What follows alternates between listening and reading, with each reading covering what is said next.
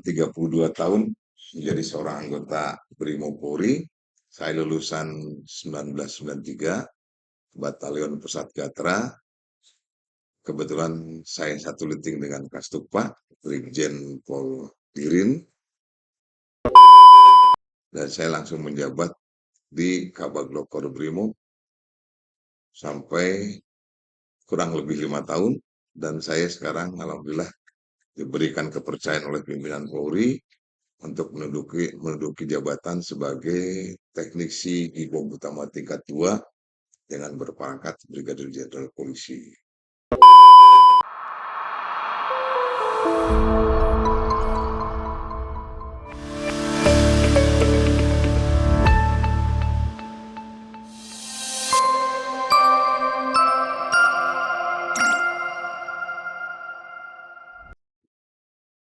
Assalamualaikum warahmatullahi wabarakatuh, sahabat Bayangkara Stupa Lemdikal Polri.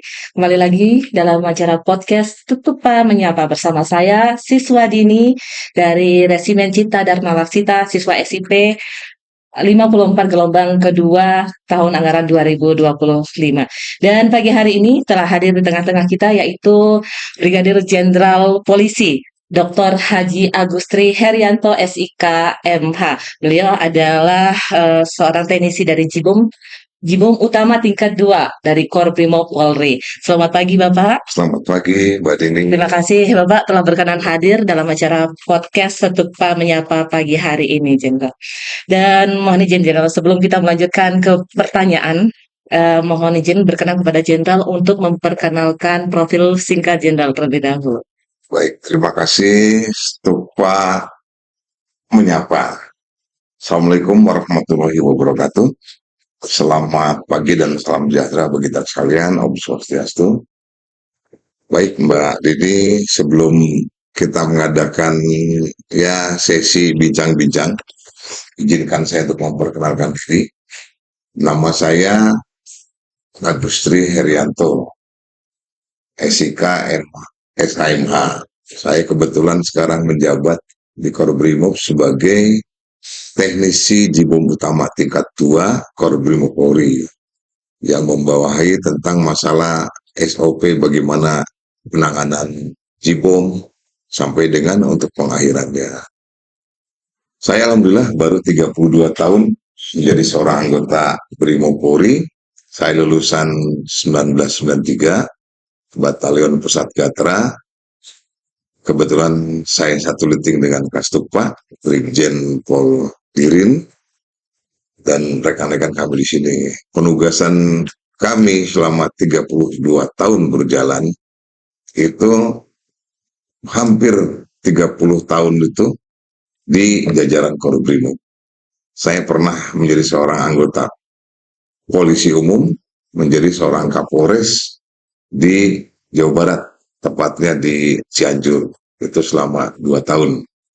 Setelah itu, setelah pendidikan dari Akpol 93, PTIK 2001, Sespimpol 2010, Sesko TNI 2019, dan saya langsung menjabat di Kabag Korbrimop sampai kurang lebih 5 tahun, dan saya sekarang alhamdulillah diberikan kepercayaan oleh pimpinan Polri untuk menduduki jabatan sebagai teknisi di bom utama tingkat 2 dengan berpangkat Brigadir Jenderal Polisi. Siap, luar biasa Jenderal ya. Berarti selama 32 tahun bertugas sebagai anggota Polri, 30 tahun mengabdi di Korbrimop. Siap. Luar biasa Jenderal. Itu dia tadi perkenalan singkat dari Bapak Brigadir Jenderal Polisi Dr. Haji Agustri Herianto SIK SHMH yang telah bertugas selama 32 tahun Jenderal di sebagai anggota Polri dan 30 tahun mengabdi di Korbrimop. Dan tentunya selama 32 tahun mengabdi di sebagai anggota Polri, Jenderal, banyak sekali kita Jenderal menemukan nilai-nilai kebayangkaraan seperti yang telah disampaikan tadi di kuliah umum Jenderal, yang materinya adalah filsafat kebayangkaraan. Dan tentunya untuk kata Bayangkara sendiri itu sudah tidak asing Ya, bagi kami siswa SIP angkatan 54 gelombang kedua. Namun jika yang dimaksud adalah filsafat kebayangkaraan Jenderal, apa maksud dan tujuan dari diberikannya pembelajaran ini Jenderal pada siswa? baik. Terima kasih Mbak Dini ya. Sebetulnya filsafat Bayangkara ini kita istilahnya dulu sudah ada dan bukan sudah ada, pernah ada di berjalan. Hanya sekarang kita menitik beratkan lagi dengan ya istilahnya generasi Gen Z sekarang ya. Yang istilahnya mereka tuh hampir lupa tentang jati diri Bayangkara itu apa sih? Seperti tadi saya sampaikan perbedaan polisi dan Bayangkara. Polisi itu hanya kita sebagai istilahnya profesi di suatu pemerintahan, khususnya di jalur kepolisian. Nah, sedangkan Bayangkara tadi itulah jiwa pengabdian yang luhur dalam rangka mengawal suatu negara, mengawal pimpinan, mengawal kebijakan yang ada. Itu dengan kata lain, kita bekerja itu harus mengenai jiwa yang utuh, suci, luhur. Ya, tadi saya sampaikan juga bahwa menjadi seorang polisi itu memang berat, tapi kan pahalanya surga. Ya. Ya bagaimana caranya untuk pahalanya surga itu ya ikutin aturan mana yang dilarang dan mana yang harus kita laksanakan. Seperti tadi saya sampaikan bahwa polisi nggak usah ragu bertindak karena kita sudah ada payung hukum yang istilahnya mengamankan anggota Polri di lapangan. Tadi di KUHP lama yang pasal 48 itu ada masalah overmark. Ya satu tindakan yang sangat terpaksa, tapi kita bisa melaksanakan tindakan tersebut dan tidak dapat dipidana.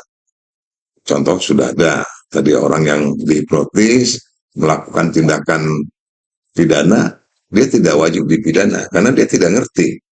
Termasuk juga pada saat kita mengadakan suatu tindakan, contoh lampu merah diterobos pada saat kita mengadakan pengawalan entah kepala negara atau rombongan tertentu yang istilahnya berkaitan dengan negara, itu polisi wajib mengadakan operasi atau diskresi kepolisian. Dan itu juga tidak ada yang namanya yang harus kita tindak. Semua dijalankan dengan sesuai dengan apa yang ada di Kitab Undang-Undang Hukum Pidana maupun Perpol dari kepolisian. Itu Mbak. Siap Jenderal. Seperti yang Jenderal sampaikan tadi, bahwa menjadi polisi itu berat Jenderal. Ya. Kuncinya cuma satu, yaitu ikuti peraturan dan menjauhi larangan. Siap Jenderal. Tetapi di Bayangkara sendiri masih banyak kita menemukan ada beberapa oknum yang melakukan pelanggaran-pelanggaran Jenderal. Seperti contohnya Jenderal yang baru-barusan viral ini Jenderal, yaitu seorang anggota Polres Cianjur yang masih bribda Jenderal melakukan pembunuhan dengan membakar pacarnya sendiri, kekasihnya sendiri Jenderal. Mohon izin untuk pertanyaannya Jenderal, bagaimana agar nilai-nilai kebayangkaraan ini tidak hanya melekat, bagaimana caranya agar nilai-nilai kebayangkaraan ini melekat pada seluruh anggota Bayangkara, tidak hanya didapatkan di lembaga-lembaga pendidikan Jenderal. Baik, tadi saya miris sekali dengan pernyataan atau kejadian yang dialami anggota seorang Bribda dengan istilahnya sampai hati membakar pacarnya. Nah, dia sendiri tidak mengerti yang tugas polisi yang sebenarnya. Tadi kita Bayangkara itu mengawal atau mengadakan tugas dengan tulus hati, dengan semangat membara untuk mengadakan pengamanan terhadap orang lain, terhadap kepala negara, terhadap pimpinan, terhadap kebijakan, dan juga jangan lupa terhadap dirinya sendiri. Siap. Dia belum bisa menjadi seorang polisi karena dia masih dipengaruhi dengan tanda petik ya. Entah itu istilahnya dia sampai membakar seorang calon atau pacarnya. Itu pasti ada istilahnya efeknya. Apa istilahnya ada sebab akibat. Akibatnya ya mungkin sekarang ya tidak menutup kemungkinan. Pertama mungkin terlilit utang. Kedua dia hobi dia mungkin judi online. Ketiga, udah nyimpang dari moral. Nah, Pada saat dia ditemukan untuk harus mempertanggungjawabkan, dia lupa harus bagaimana. Dia ambil jalan pintas.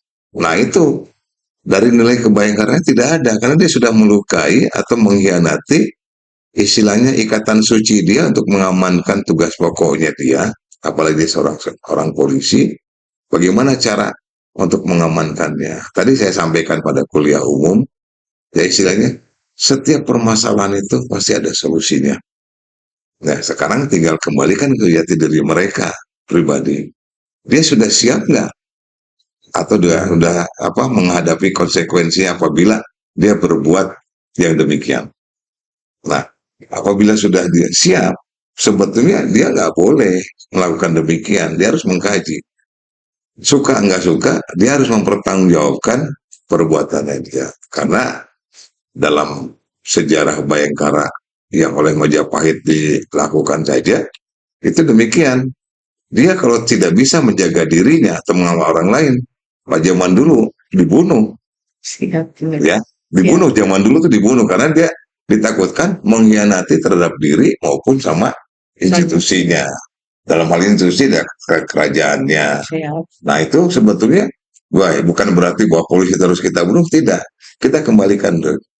Berarti selama ini dia tidak memahami tugas pokok polisi yang ada di dalamnya sebagai pelayan, pelindung, pengayur masyarakat, dan juga masalah penegakan hukum. Itu mungkin, Mbak. Siap, Jenderal. Ya. Tentunya harapan kita besar di kemudian hari akan lebih banyak anggota Bayangkara yang mengerti filsafat kebayangkaraan ini sendiri, Ya, Jenderal. mudah-mudahan. Saya berharap demikian. Seperti tadi saya sampaikan, sekarang ini untuk memahami tentang filsafat Bayangkara mulai menipis. Siap, betul. Dia sudah lupa, jangankan hanya apa jati diri Polri, jati diri dia sendiri dia lupa. Ya contohnya tadi, dia mengorbankan segalanya demi suatu hal, menutupi istilahnya kekurangannya dia, menutupi pertanggungjawaban dia, baik terhadap yang bersangkutan ataupun yang maha kuasa. Dia pengennya instan, sementara jalan instan itu ya tidak akan langgeng, terkecuali jalan instan itu untuk apa istilah mereka sudah siap apa segala konsekuensinya untuk melaksanakan tugas pokok kepolisian, siap dengan apa yang dia sudah apa terima dengan gaji yang ada. Sebetulnya mereka sudah bisa mensyukuri. Tadi kan saya sampaikan salah satu kunci untuk menjadi seorang bayangkara yang handal, baik dan benar itu mensyukuri saja, mensyukuri nikmat dengan kebutuhan kita sudah dapat penghasilan, kita mensyukuri besar kecilnya gaji, itu kalau kita mensyukuri, insya Allah lah. Kan tadi di Quran juga sudah disampaikannya, firman Allah juga ada, ya istilahnya barang siapa hambaku mensyukuri nikmat, maka akan aku tambahkan. Kalau tidak mensyukuri, ajakku sangat pedih. Siap. Ya, jangan sampai kufur nikmat kita. Siap. Itu Mbak. Ya. Sama seperti kata-kata penyemangat siswa di sini, Jenderal, yaitu jalani, nikmati, dan syukuri, Jenderal. Siap. Dan mohon izin, Jenderal. Dan yang terakhir, Jenderal, pertanyaan dari kami, apa harapan dari Jenderal sendiri yang memang sudah memiliki pengalaman selama 32 tahun menjadi anggota Bayangkara, apa harapan Jenderal kepada seluruh anggota Bayangkara di Republik Indonesia ini, terutama bagi siswa SIP angkatan ke-52, 54, gelombang kedua. Harapannya Jenderal bagaimana untuk menanamkan nilai-nilai kebayangkaraan? Baik, untuk harapan saya tentunya menjadi seorang perwira yang handal di segala lini, khususnya mengenai masalah perbuatan yang positif. Ya, kita tidak lepas dari pelayan pelindung pengayom masyarakat. Karena apabila polisi sudah mengikuti dengan apa yang diluruskan dengan undang-undang dari undang-undang kepolisian, ya tujuan kepolisian dan tugas pokoknya itu, ya insya Allah kita nggak akan pernah istilahnya lepas dari niat kita. Tadi kan saya contohkan tujuan hidup kita itu sama dengan seorang pemain golf kan. Tujuannya satu, kalau main golf untuk memasukkan bola ke dalam lubangnya atau hole-nya kan, berbagai item. Nah sama juga sebagai anggota polisi juga tujuannya tadi satu, Harkam Tipmas. Ya dengan istilahnya memberikan sesuai tugas pokoknya sebagai pelayan, pelindung, pengayom, dan penegakan hukum. Nah itu dilaksanakan insya Allah. Hanya sekarang kita kembalikan lagi. Mereka tuh jangan pernah istilahnya merasa ya menyesal. Tadi saya sampaikan, jangan pernah menyesal berbuat baik. Kalau kita istilahnya ikut aja atau easy going, atau Prancis bisa laissez lah ya, ikutin alur saja, alhamdulillah. Saya 32 tahun di Brimob saja, ya alhamdulillah Pak. Saya diberikan nikmat, diberikan berkah, semuanya ada sesuai dengan jalur, enggak tuh Pak. Iya. Betul, padahal dengan kepangkatan yang ada kita bisa keluar dari itu. Cuman kan kita juga berpikir, saya bukan takut jadi seorang polisi dicemooh sama orang, enggak. Kita yang maha kuasa. Selagi kita pegang ajaran Tuhan yang maha kuasa, insya Allah lah kita dikasih jalan. Karena Tuhan sendiri sudah menjanjikan, ya barang siapa melakukan kebaikan sekecil apapun itu ada balasannya. Ya, Siap. dan melakukan kejahatan sekecil apapun juga Allah mengetahui dan akan membalasnya. Di Quran kan kita jelas. Siap. Ya, Siap. kalau nggak salah di surat Al-Jajalah ya, ya. Nah itu ada. Nah kita pedoman itu saja sama semuanya. Makanya tadi saya sampaikan menjadi seorang anggota polisi, ya polisi ini balasannya surga. Amin. Karena kita kan mengedepankan supaya gimana caranya masyarakat itu aman, hidup tentram, ya damai. Walaupun kita sendiri dikaitkan, dibenturkan dengan seluruh menghadapi kejahatan. Tapi tujuan kita mulia. Supaya masyarakat itu tenang, damai, bisa melakukan aktivitas tanpa ada gangguan. Makanya saya bilang, pedoman itu insya Allah surga balasannya. Amin ya rabbal alamin. Baik, terima kasih Jenderal untuk telah berkenan mengisi acara podcast Tetupa Menyapa pada hari ini, dan tentunya apa yang menjadi harapan kami itu dapat terlaksana, baik itu untuk seluruh anggota Polri dimanapun berada, dan bagi kami siswa SIP Angkatan ke-54 gelombang kedua. Ya, satu lagi Mbak, Siap. mungkin kalau boleh saya berpesan. Ya, saya berpesan khususnya untuk yang stupa sekarang Angkatan 54. Tolong hadapi setiap permasalahan, suka atau duka, utamakan, nikmati. Ya, nikmati, suka duka, jangan pernah merasakan dulu. Karena nanti kalau sudah menikmati pasti akan timbul rasa. Rasa itu kita kelola, bagaimana kita mengelola rasa, endingnya insya Allah nikmat akan lebih besar. Amin. Itu saja. Terima kasih. Baik, sekali lagi terima kasih Jenderal untuk acara hari ini telah berkenan hadir dalam acara podcast Tetupa Menyapa. Dan sahabat Bayangkara Stupa Lendikal Polri, demikian tadi acara kami dengan Teknisi Jibom Utama tingkat 2 Korprimo Polri, yaitu Brigadir Jenderal Polisi Haji Agustri Herianto SIK SHMH pada hari ini. Demikian dari kami, dan kami ucapkan wabillahi taufiq wal hidayah. Wassalamualaikum warahmatullahi wabarakatuh. Selamat pagi, salam sejahtera, Om Santi Santi Om. Salam presisi. Dan jangan lupa untuk seluruh sahabat Bayangkara Stupa Lendikal Polri untuk tetap memfollow, like, komen, dan subscribe akun ini.